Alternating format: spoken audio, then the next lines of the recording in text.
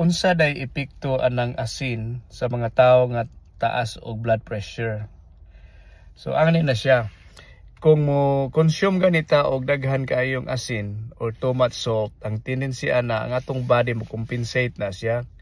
Mo hold na siya og water or mo retain na siya og tubig para i-dilute niya ang asin nga atong gikaon. Kung kabantay mo ang asin, mo absorb man na siya og water. So mahimo nang siya concentrated na kayo ang atong fluid ba inside.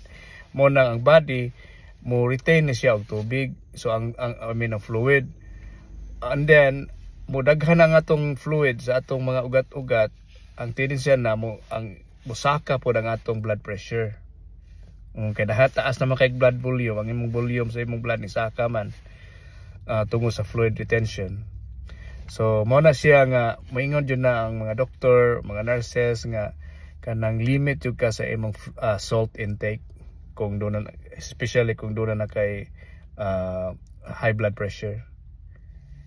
Okay, and also pwede sana siya maka-damage sa kidney in the future kung dili makontrol ang imong blood pressure. So mo na delikado kayo. Sige, mora na siya. Bye-bye.